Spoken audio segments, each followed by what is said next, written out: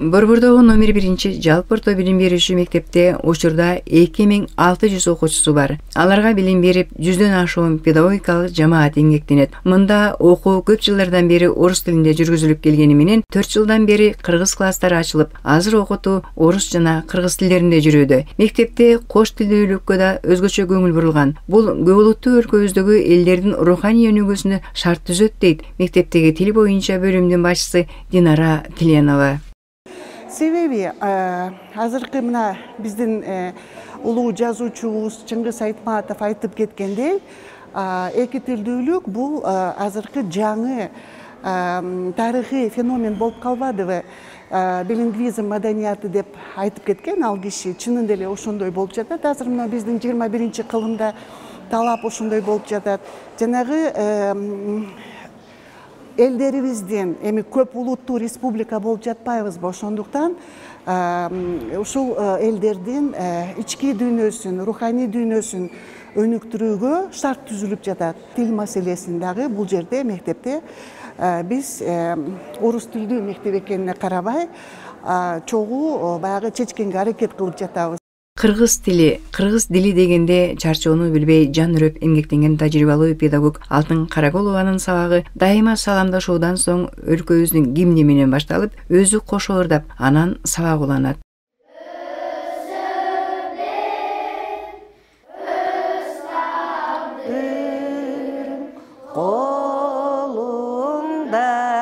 Азаматтар отургула. Кана балдарым. Алтын Караголова тандаган кесибин аркалап өмүрүн, билимин балдарды окутууга арнады. Жарым кылымга тете эмгеги мамлекет тарабынан жогору бааланып, Кыргыз Республикасынын эмгек сиңирген мугалими деген ардак наамы ыйгарылды. Бул наам ардагер педагогдун жоопкерчилигин ого бетер арттырды. Өзгөртүүчү болду же жасоочу болду? Жаңы сөз болду же ошол эле сөз баштапкы маанисинде калдыбы?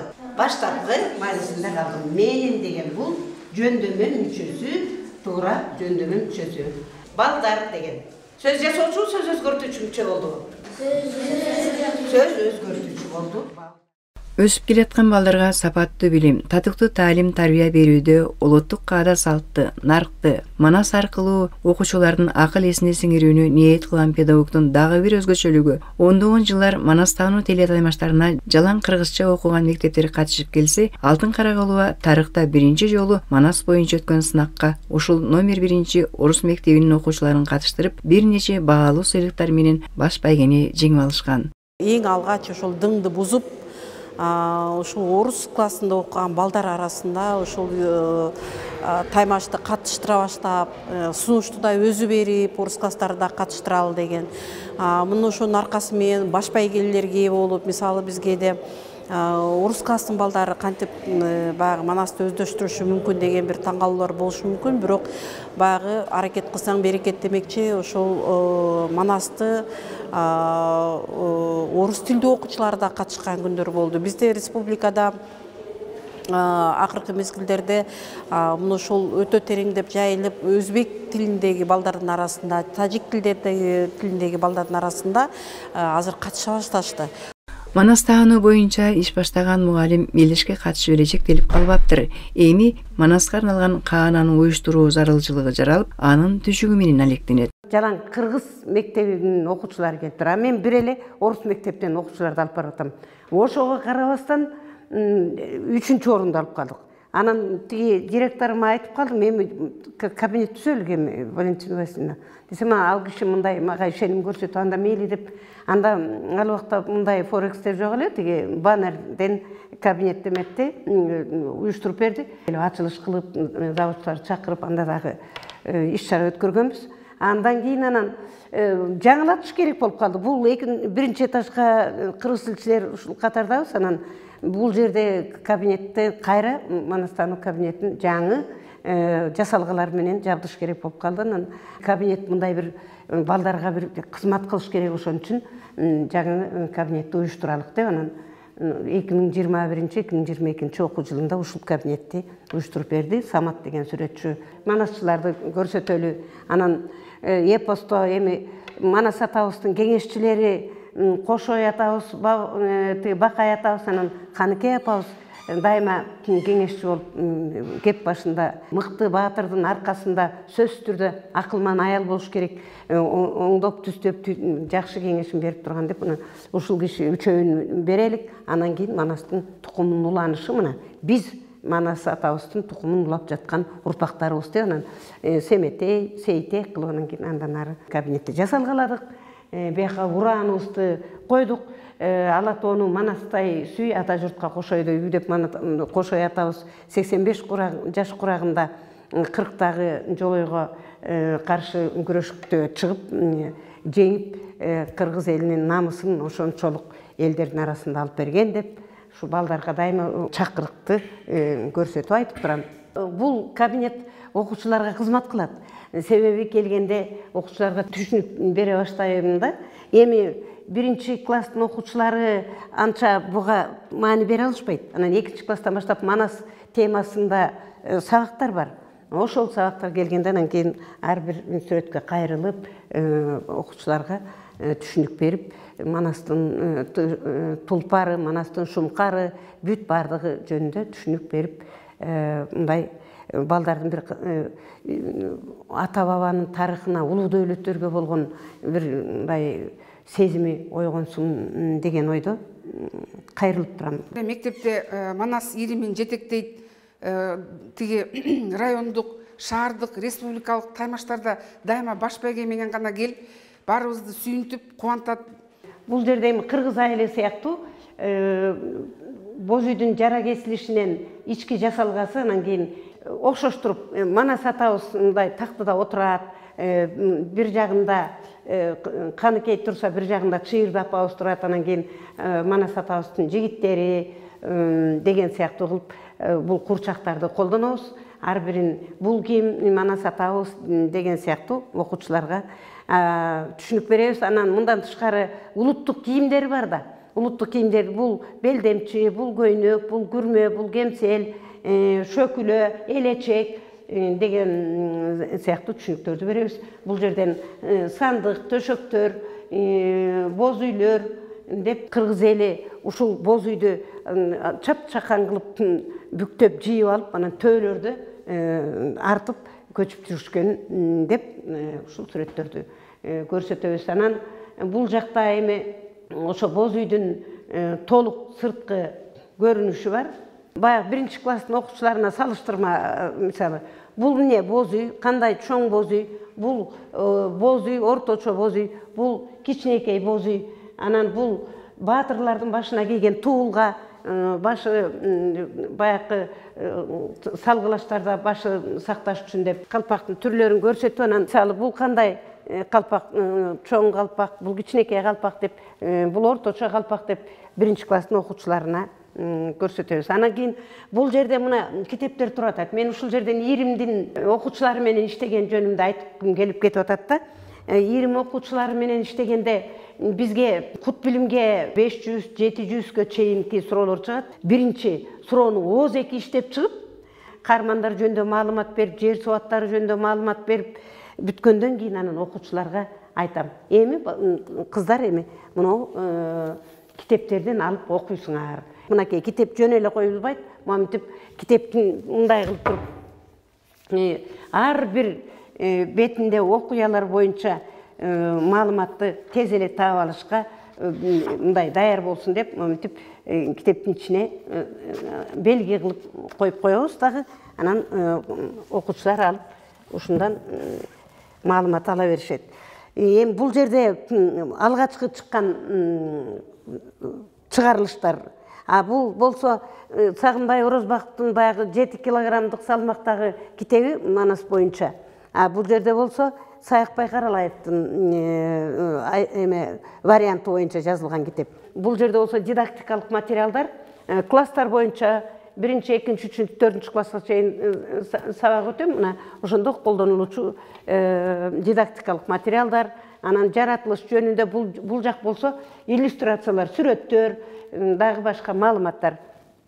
Анан сабактардын иштелмелери, сценарийлердин иштелмелери бул жакта болот. Бул кабинет жөн эле жасалгаланып турган кабинет эмес, окуучуларга кызмат кыла турган кабинет. Манаска арналган класс окуучуларга терең билим, үлгүлүү тарбия алууга кызмат кылсын деген мугалим ар бир буюмга өзгөчө көңүл буруп, алар тууралуу эргип, канааттануу менен баяндайт. Мындагы айбалта, жаа, найза сыяктуу көрсөтмө куралдардын таржыманын балдардын кулагына куюп түшүндүрөт. Экөөбүз ошол орус класстарда кыргыз тилинен сабак беребиз. Бир классты экиге бөлүп окутабыз. Ошол аралыктардын ичинде кандай суроолор усулдук жактан болобу, кеп кеңештерин берет. Сурап барсак дайыма өзүнүн акыл насаатын айтат. Алтын эже анан аябай эмгекчил, чыгаан, күжүрмөн эже бул Алтын эже. Анткени өзүңүздөр билесиздер, көптөгөн майрамдар болот. Тил майрамы, эне тил майрамы, Нооруз майрамы, Комуз күнү, Желек күнү, ошолордо дайыма кыздар бул ишти аткаралы, тигишти иш чараны аткаралы деп өзү баштап ошол иштин аягына чыгат. Номер 1 мектеп шаардын ортосундагы орус мектеби болгондуктан өлкөдөгү 80ден ашуун улуттун балдары келип окушат. Алар үчүн кыргыз тили бөтөн тилдердин бири экенин түшүнгөн педагог сабак өтүүдө өзүнүн бай тажрыйбасын, заманбап окутуу ыкмаларын колдонот.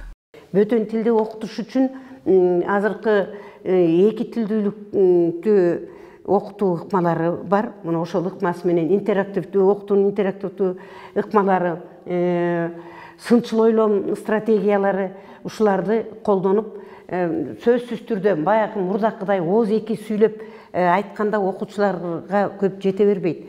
Кыймыл аракет менен медиа сабактарды телевизор аркылуу көрсөтүп, бул жерге болсо иллюстрацияларды илип, өзүбүз кошо балдар менен ойноп, өзүбүз ролго кирип, жаңсап атып, анан кийин түшүндүрө алабыз. Эми балдарга кызыктырыш керек да. Кызыктырыш үчүн ар түрдүү ыкмаларды, сүрөттөрдү көрсөтүп, видеолорду көрсөтүп, слайдтарды көрсөтүп, анан тетиңдей көрсөтмө куралдарды колдонуп иштебесек, балдар тилди үйрөнүшү кыйын.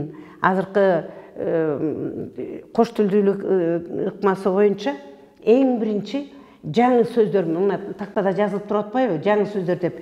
Анан ошол жаңы сөздөрдү иштеп, ар бир сөздүн антонимин, синонимин иштеп чыгып, анан ошол сөздү колдонуп бала сүйлөм түзүп, же болбосо сөз айкашын түзүп барып, анан кийин сабакка киришебиз. Анан ар бир сабактын башында сөзсүз түрдө киминди аткартабыз. Анан ар бир сабактын башында сөзсүз түрдө жанагы фоно көнүгүү болот. Манасты хор түрүндө айтуу кыймылы, мына ошолдон берилген текстти балдарга жаттатып, анан айттырабыз. Ошол манас таанууга катышы менен балдардын сүйлөө речи, кеби, сүйлөө маданияты өзгөргөндүгүн биз байкадык.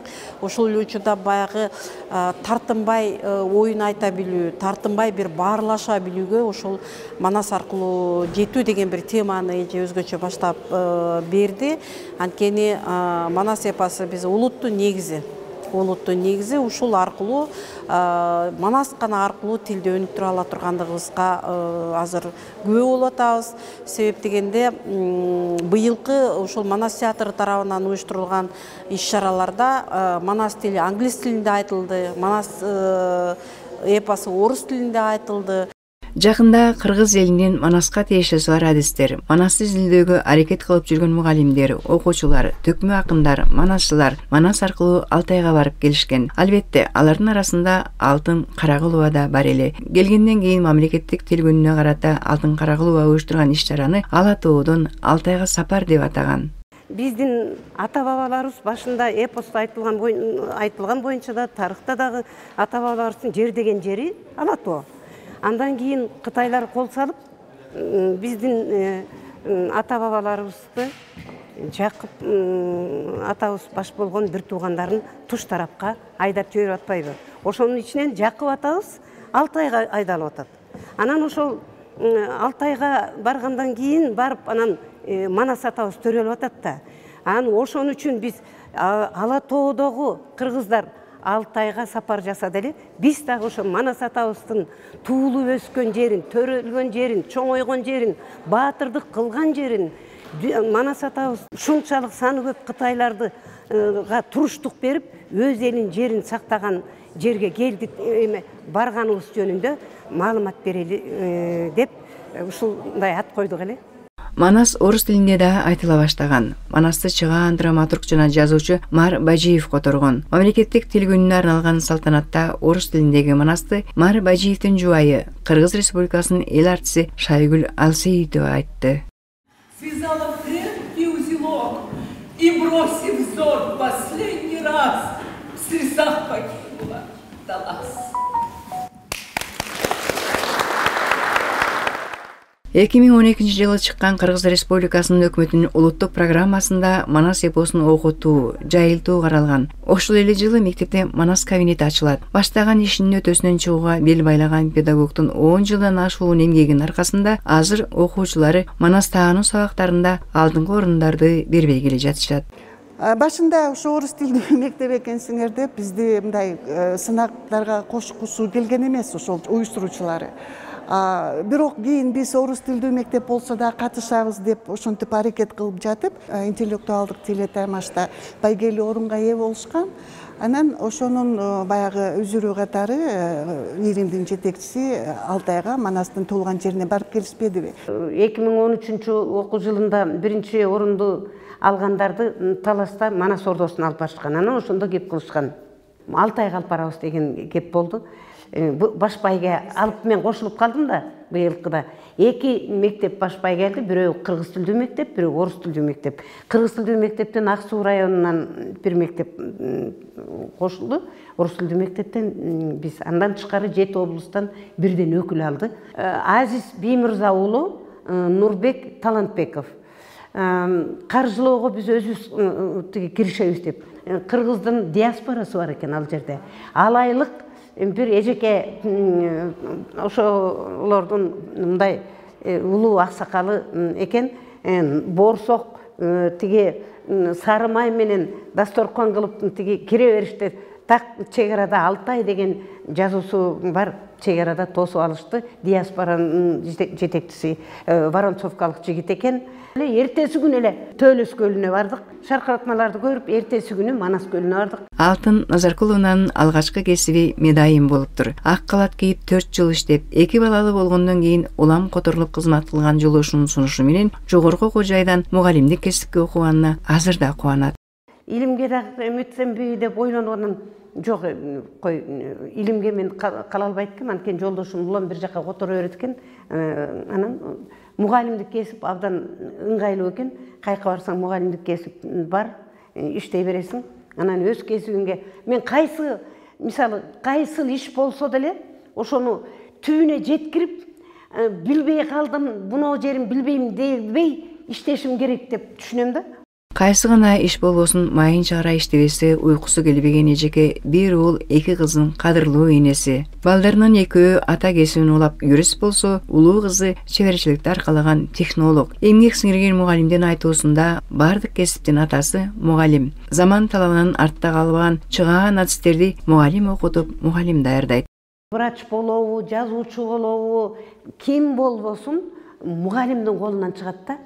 Заманга жараша артта калбай жашап кеткен, кор болуп калбай, жээкте сүрүлүп калбай жашап кете турган азыркы заман талабы ушуда. Ошондой жаштарды тарбиялаш үчүн ушу мугалимдик кесипти тандаш керек деп ойлойм да.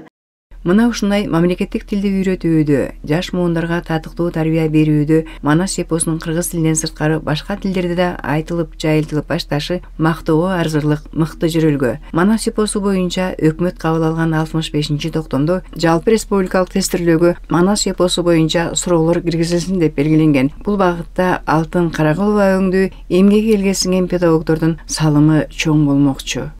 Манас эпосунун боюнча кыргыздын тарыхын, каада салтын, улуу дөөлөттөрүн үйрөтө турган болсок, анда биздин келечегибиз камсыз болот, бактылуу келечегибиз камсыз болот деп ойлойбуз. Анткени окуучулар ошол эпостон өзүнө тарбия алышып, эпосту үйрөнүшүп, кандай адамдык сапаттар кандай болуш керек, тегерекчектегилерге кандай мамиле жасаш керек, жаратылышка кандай мамиле жасаш керек, бөлөк улуттарга кандай мамиле жасаш керек, улууга, кичүүгө, аял затына кандай мамиле жасаш керек деген сыяктуу элдик педагогиканы ушул Манас эпосунан алат.